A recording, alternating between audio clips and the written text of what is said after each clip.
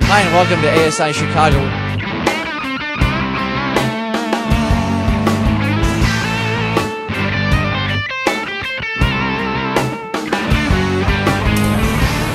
Hi, and welcome inside McCormick Place in the windy city of Chicago. You're watching ASI Show Update.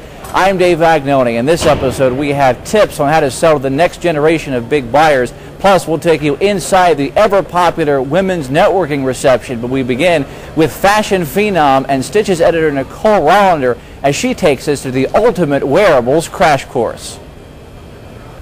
We just finished up the 2-hour power course on selling wearables, and I'm with one of the instructors, Dana Zezzo of Pro Towels, etc. You had a rapt audience in there, so let me ask you a couple questions. You talked about that wearable salespeople shouldn't focus on price; they should focus on the sell. What does that mean? Yeah, I mean they want to bring value and point out what makes them different from other models or competition or whatever. So they just want to really focus on the positioning the product correctly, showing the right ideas to the customer, doing their homework before they go in, and then I don't think they'll get beat up on price as much. And what do you do about price when they say, how much is this? Well, it's funny. It came up in the class for 2 hours. We had lots of time to talk about it. So I think that we had a great point that came up in the class, and that is to step back, and you got to answer the question. Customer comes with you that question, you got to answer it. You can't get out of it. So you got to just kind of, do the range thing. If we're looking at a specific category, know the range from top to bottom. Throw out the range, $9.99 to $29.99 or something like that. You answered the customer's question, but also you opened up a question where then they can say, well, what's the difference? Now your salesman, your knowledge starts to shine because you can tell them the difference. Thanks again, Nicole. We continue now with some interviews and insights from a few of our new presenters here at ASI Chicago. First up, with how to score big with sports promotions and buyers, here's counselor editor Andy Cohen. Hi, I'm here with Nick Mirabili of Octagon, who just gave a great session on how to score business from sports buyers. So, Nick, what is your number one tip or your top advice for distributors on how to score business from sports buyers? Well, I think number one thing I wanted to communicate was that the category is number one in the industry. So sports buyers and teams are spending the most money on promotional products, and I wanted to make sure that everybody understood that because you want to target categories where the spend is. Sure. The other thing I mentioned was that it's also the number one growth category. So people that thought it was number one and think it's over, it's not over. This continues to be the number one growth category year after year, and it's really where they want to focus their attention. That's great. So a top market to target, huh? Top market to target, and we went over some of the challenges and some of the advantages of it. And one of the challenges is there's licensing restrictions, and so people that want to get into it have to kind of understand the relationships with the sports properties and understand what the licensing requirements are. That's if you want to shoot high. In the high school, junior high, elementary schools, you can talk about teams. There's not really a licensing issue, but when you start to talk about college and professional sports, the marks are licensed and there's royalty issues. Gotcha. Well, Nick, thanks for the session and thanks for your time. Thank you. This is Andy Cohen for ASI TV. Thanks, Andy. Next up, it's time to cash in on the billion-dollar healthcare market. With much more on that, here's managing editor Joe Haley. All right, so we are here at Education Day with Debbie Honig, who just finished her cash in on the billion-dollar healthcare market. Now, Debbie, if it was up to you, what's the number one tip you would give distributors out there trying to get involved with healthcare? USP. Which stands for? Your unique selling proposition. Why should somebody buy from you, especially in the healthcare market? You are buying their services. You want them to buy your services. They're professional. They're pros. You have to come across that way too. So you've got to do your research. You really have to understand the healthcare market. You have to be available to help your clients or prospects realize that you can help them grow their businesses, just like you're trying to grow your business.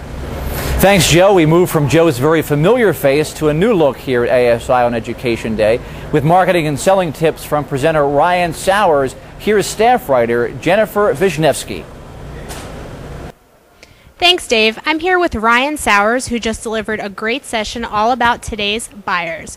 So, Ryan, what is one way that you recommend finding today's buyers? Today's buyers are incredibly complex. One of the things you can do is utilize social media tools. You can utilize the great thing we call the internet and find so much at a few keystrokes away about buyers. And it is just amazing, as busy as this world we live in is, as rapidly changing as this world we live in is, that we can literally find almost anything we want to know about what buyers like, dislike, and where they are and how to contact them in just a few keystrokes, and that's just amazing. Thanks, Jen. It's time to bring you a new twist on technology for the next generation of buyers. With that, here's MediaTree's Rob Watson, who I caught up with earlier today. Hi, we're here with Rob Watson of MediaTree, and we're talking about selling to the next generation of big buyers. Rob, how do you do that successfully? Actually, it's really important, I think, for consumers to understand, or actually the big brands to understand, that consumers are online every day. And so brands nowadays want to take their brand, want to take their message and their image where consumers are the most, which is the internet. And so when brands are looking at opportunities to kind of reach out to consumers, particularly the younger demographic, they need to look to our industry for young, innovative, hip, cool promotional items that allow them to drive right online where consumers are the most already.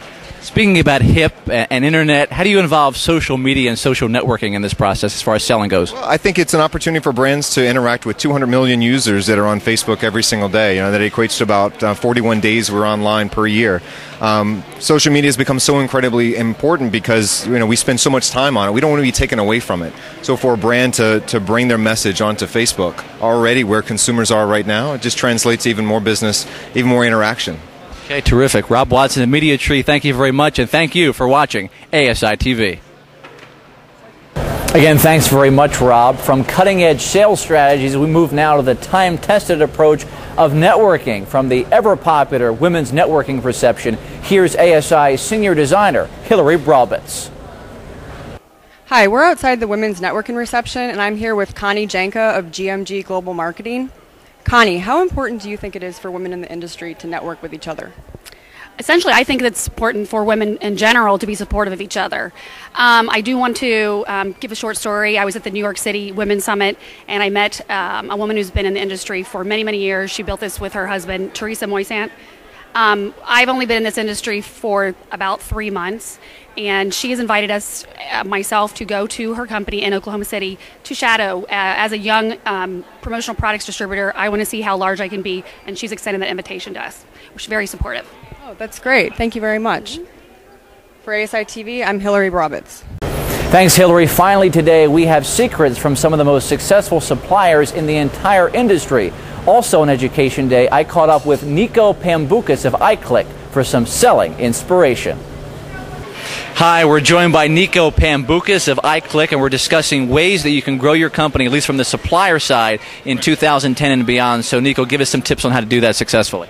There's a few different things I would recommend. Okay. First thing that I would recommend is making sure that you streamline and focus your internal processes. If you have anything that's actually in-house, take a look at those things. A lot of people like to think of it as cost-cutting measures, but instead, if you actually streamline your workflow, you're able to save a lot of monies where people put Band-Aids today. From a sales perspective, I would definitely take a look at it. And 3 different things. What grows your business?